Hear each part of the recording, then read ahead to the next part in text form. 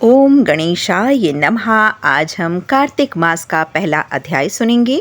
उससे पहले यदि आपने मेरे चैनल को लाइक शेयर सब्सक्राइब नहीं किया है तो प्लीज़ कर दीजिए और बेल बटन को भी प्लीज़ प्रेस कर दीजिए ताकि आने वाला कोई भी नोटिफिकेशन मिस ना हो सके। ओम गणेशाय नमः। पहला अध्याय। नैमिषारण्य तीर्थ में सूत जी महाराज 88,000 शौनकादिक ऋषियों से बोले, अब मैं आपको कार्तिक मास की कथा विस्तार पूर्वक सुनाता हूँ, जिसे सुनकर मनुष्य सब प्रकार के पापों से छूटकर अंत समय में वैकुंठ को प्राप्त होता है। सूत जी बोले कि श्री कृष्ण जी से आज्ञा लेकर देव ऋषि नारद के चले जाने पर सत्यभामा प्रसन्न होकर श्री लक्ष्मीपति भगवान से कहने लगे कि हे नाथ, मैं धन्य हुई, मेरा जीवन सफल हो गया, मेरे जन्मदाता भी धन्य हैं जिन्होंने मुझ जैसी त्रिलोक्य सुंदरी को जन्म दिया है, जो आपकी 16,000 स्त्रियों के मध्य आपको परम प्यारी पत्नी बनी।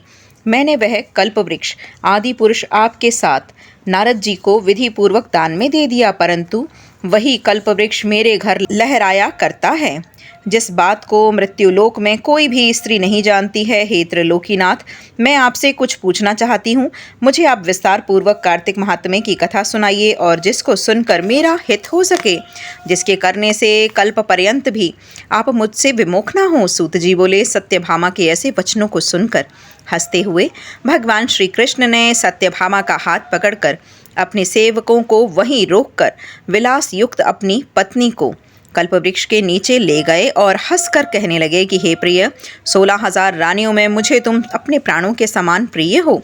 तुम्हारे लिए मैंने इंद्र से तथा देवताओं से भी उनका विरोध किया है। हे कांते, जो बात तुमने पूछी है वह अद्भुत बातों को सुनो। सूत जी बोले, एक दिन भगवान श्री कृष्ण ने सत्यभामा की प्रिय कामना के लिए गरुड़ पर सवार होकर इंद्रलोक जाकर कल्पवृक्ष मांगा। तब इंद्र ने मना कर दिया और गरुड़ का इंद्र से घोर युद्ध हुआ और गोलोक में गरुड़ जी ने गौओं से युद्ध किया। गरुड़ की चोंच की चोट से उनके कान और पूंछ कट के नीचे गिर गए। उनके रुधिर की 3 वस्तु उत्पन्न हुई, जो कि कान से तंबाकू, पूंछ से गोभी और खून से मेहंदी। इन तीनों के प्रयोग करने से मोक्ष की प्राप्ति नहीं होती है। तब गौओं ने भी क्रोध से भरकर गरुड़ों पे आक्रमण किया, जिससे उनके 3 पंख टूटकर गिर पड़े। इनके पहले पंख से नीलकंठ, दूसरे से मोर और तीसरे से चकवा चकवी उत्पन्न हुए। हे प्रिय, इनके दर्शन मात्र से ही शुभ फल की प्राप्ति होती है। यह सुनकर सत्यभामा बोली कि हे प्रभु, मैंने पिछले जन्म में कौन कौन से दान व्रत और जप किए हैं, मेरा कैसा स्वभाव था तथा मैं किसकी पुत्री थी, मुझे मृत्युलोक में जन्म लेना पड़ा, मैंने ऐसे कौन से शुभ कर्म किए हैं जिससे मैं आपकी अर्धांगिनी हुई। कृष्ण भगवान बोले कि हे प्रिय, तुमने पूर्व जन्म में शुभ कर्म किए हैं, विस्तार पूर्वक कहता हूँ। पूर्व जन्म में सतयुग के अंत में मायापुरी में अत्रि गोत्र में देव शर्मा नाम का एक ब्राह्मण वेद वेदांत का जानने वाला रहता था। वह रोज अतिथियों की सेवा, हवन और सूर्य भगवान की पूजा किया करता था। इसके तेज से सूर्य भगवान के समान तेजस्वी था।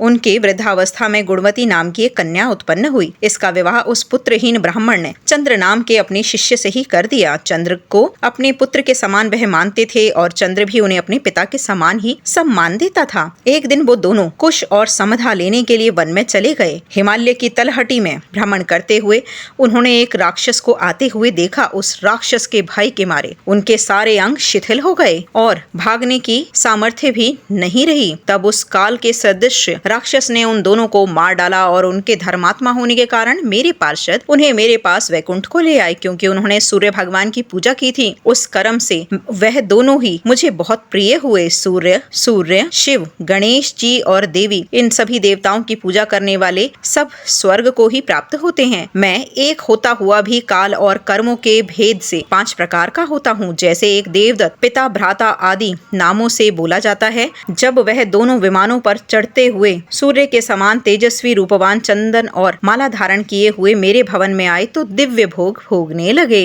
बोलो लक्ष्मी नारायण भगवान की जय।